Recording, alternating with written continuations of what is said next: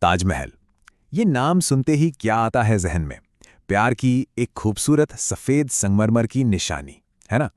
पर क्या ये कहानी सिर्फ इतनी ही है? या फिर इसके पीछे छिपी हैं कई और परतें? कुछ कहानियों की, कुछ रहस्यों की और कुछ हैरान कर देने वाली इंजीनियरिंग की। तो चलिए, आज इस मशहूर इमारत की हर एक परत को खोलकर देखते हैं। दुनिया के 7 अजूबों में से एक, आगरा में यमुना नदी के किनारे खड़ा ये शाहकार हर साल लाखों लोगों को अपनी ओर खींचता है। इसे देखते ही जो पहला ख्याल आता है वो है मुगल बादशाह शाहजहां और उनकी बेगम मुमताज महल के अमर प्रेम का। गुरुदेव रवींद्रनाथ टैगोर ने इसे कितनी खूबसूरती से बयां किया है। वक्त के गाल पर एक आंसू। ये सिर्फ एक इमारत नहीं है, ये तो पत्थर में उकेरी गई एक भावना है। एक ऐसा आंसू जो वक्त के साथ और भी कीमती हो गया है। तो कहानी शुरू होती है शाहजहां की सबसे पसंदीदा बेगम मुमताज महल से। अपने 14वें बच्चे को जन्म देते समय उनकी मृत्यु हो गई और इसी गम से टूटे हुए बादशाह ने उनकी याद में एक ऐसा मकबरा बनाने का फैसला किया जैसा दुनिया में पहले कभी ना बना हो। और ये कोई छोटा मोटा काम नहीं था। इस बेमिसाल मकबरे को खड़ा करने में पता है कितना वक्त लगा? 1631 से लेकर 1653 तक, पूरे 22 साल। जरा सोचिए, एक पूरी की पूरी पीढ़ी बस इसी एक सपने को हकीकत में बदलने में लग गई।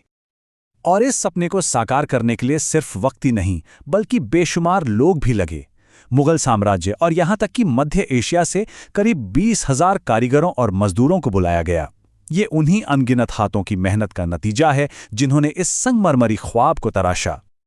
लेकिन जहां इतनी खूबसूरती और मोहब्बत होती है, वहां कुछ गहरी और रहस्यमयी कहानियां भी जन्म ले ही लेती हैं।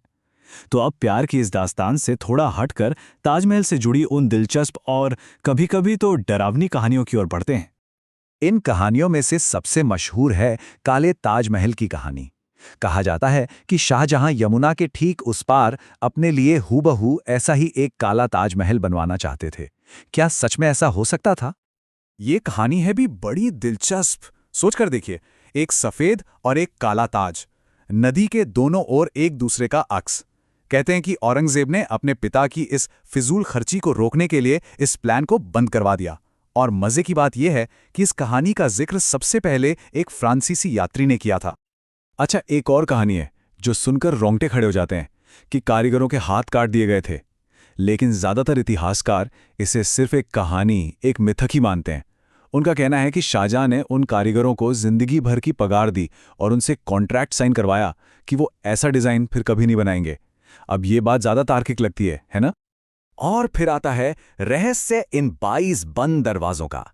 ताजमहल के नीचे बने ये कमरे दशकों से, सदियों से बंद हैं। अब लोग तरह तरह के अंदाजे लगाते हैं। क्या इनके पीछे कोई खजाना है, कोई पुराना मंदिर या कोई और गहरा राज? ये एक ऐसा सवाल है जो आज भी लोगों के मन में कौतूहल जगाता है। तो चलिए, अब इन कहानियों और अफवाहों के जाल से बाहर निकलते हैं और देखते हैं कि पुरातात्विक और ऐतिहासिक सबूत क्या कहते हैं। अब वक्त है सच से पर्दा उठाने का। तो इन सब दिलचस्प कहानियों के पीछे की असली हकीकत क्या है? क्या खुदाई और पुराने दस्तावेज इन दावों को सही साबित करते हैं? आइए देखते हैं। तो काले ताजमहल का सच क्या है? असल में मेहताब बाग में जब खुदाई हुई तो वहां किसी मकबरे की नींव का कोई नामो निशान नहीं मिला। और जिन काले पत्थरों की बात हो रही थी वो असल में सफेद संगमरमर ही थे जो प्रदूषण से काले पड़ गए थे। तो ये भी हो सकता है कि ये पूरी कहानी नदी के पानी में दिखने वाली ताज की गहरी परछाई से ही शुरू हुई हो। और उन 22 बंद कमरों का क्या? सरकारी रिकॉर्ड्स के मुताबिक उन्हें आखिरी बार 1934 में जांच परख के लिए खोला गया था। और उन्हें सील करने की सबसे बड़ी वजह इमारत की नींव और उसके ढांचे को सुरक्षित रखना है, न कि कोई राज छिपाना। तो अगर ये कहानियां सच नहीं हैं, तो फिर ताज का असली चमत्कार क्या है? इसका असली चमत्कार है इसकी बनावट, इसकी इंजीनियरिंग, जो आज के दौर के इंजीनियरों को भी हैरान कर देती है। अब ये देखिए, ये कितना शानदार है। इसकी नींव में बहुत से कुएं खोदे गए और उनमें ऐसी लकड़ियां डाली गईं जिन्हें जितनी नमी मिले वो उतनी ही मजबूत होती जाती हैं। और ये नमी उन्हें कहां से मिलती है? यमुना नदी से। मतलब जिस नदी से इमारत को खतरा हो सकता था, उसी नदी का पानी इसकी नींव को फौलादी बनाता है। कमाल है। एक और दिलचस्प बात, ताजमहल की चारों मीनारें एकदम सीधी नहीं है, उन्हें हल्का सा बाहर की तरफ झुकाया गया है। जानते हैं क्यों?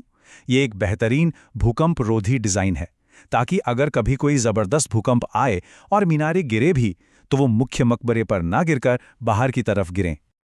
ताजमहल का जो मशहूर गुंबद हमें दिखता है वो असल में एक डबल डोम यानी दोहरा गुंबद है। बाहरी विशाल गुंबद इमारत को वो शाही भव्यता देता है, जबकि अंदर का छोटा गुंबद हॉल के अंदर के स्पेस को सही और खूबसूरत बनाए रखता है।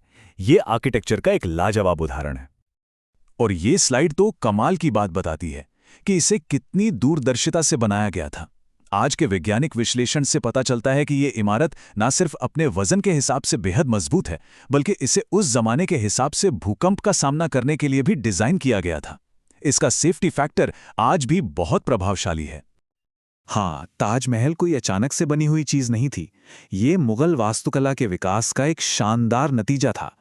इसका डिजाइन दिल्ली के हुमायूं के मकबरे और आगरा में ही बने इत्मदुद उद्दौला के मकबरे जैसी इमारतों से प्रेरित था, और फिर उसने उन डिजाइन्स को एक नए ही लेवल पर पहुंचा दिया।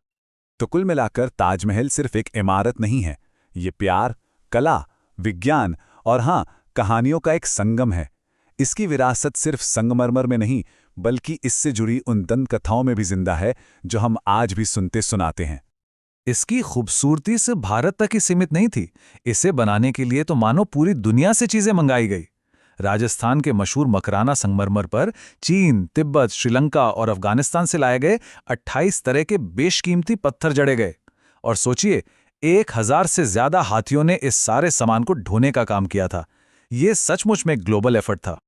आखिर में ये इमारत सिर्फ एक बादशाह के अपनी बेगम के लिए प्यार से कहीं बढ़कर बन जाती है। ये पूरी इंसानियत के लिए एक संदेश है कि सच्चा प्यार ही जिंदगी का सार है, उसकी आत्मा है।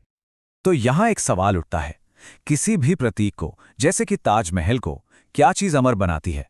इसका अकाट्य सत्य, इसकी इंजीनियरिंग, या फिर वो खूबसूरत और रहस्यमयी कहानियां जो पीढ़ियों से इसके साथ जुड़ी हुई हैं? शायद जवाब इन दोनों के बीच में ही कहीं छिपा है।